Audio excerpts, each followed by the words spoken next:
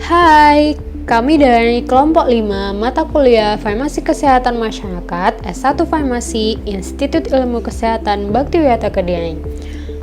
Dalam video kali ini, kami akan memberi penjelasan mengenai apa itu swamedikasi dan contoh bagaimana swamedikasi. Nah, berikut adalah penjelasannya.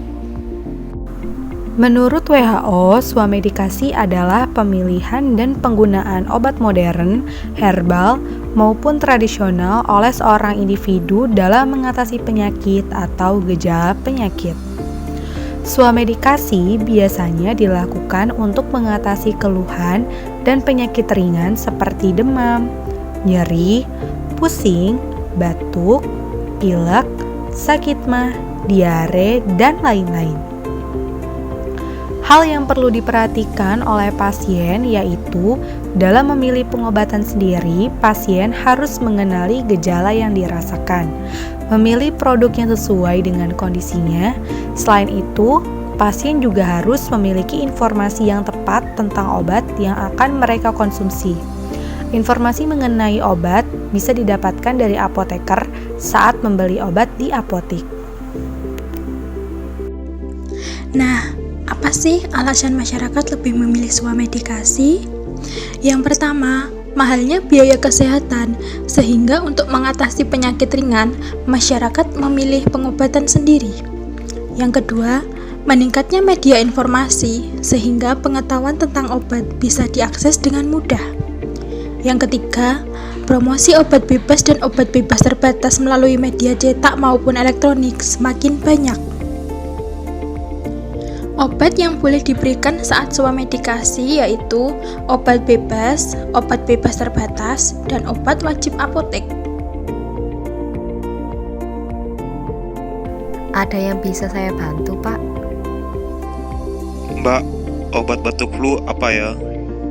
Baik, Pak. Boleh saya tahu siapa yang sedang sakit? Saya sendiri, Mbak. Boleh saya tahu nama, alamat, dan usia Bapak? Nama Rian, alamat Ngadiluwe, umur 23 tahun. Baik, Pak. Gejalanya yang dirasakan bagaimana ya, Pak? Batuk berdahak, tetapi dahak susah keluar dan pilek juga. Apakah demam? Tidak, Mbak. Sudah berapa lama mengalami gejala tersebut ya, Pak? Baru 2 hari.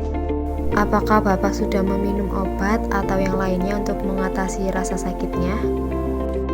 Masih saya beri minyak kayu putih, saya oleskan di bagian leher. Apakah punya riwayat sakit yang lain, Pak?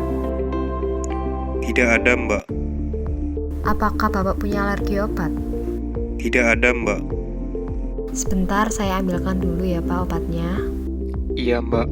Ini, Pak, ini obatnya untuk batuknya dan untuk flu-nya. Ini obatnya Labisif. Diminumnya 3 kali sehari ya, Pak, sesudah makan. Iya, Mbak.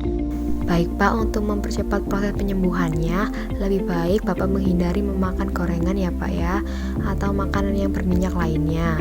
Dan saat berinteraksi dengan orang lain, sebaiknya Bapak memakai masker dan mengurangi kontak fisik terlalu sering kepada orang lain.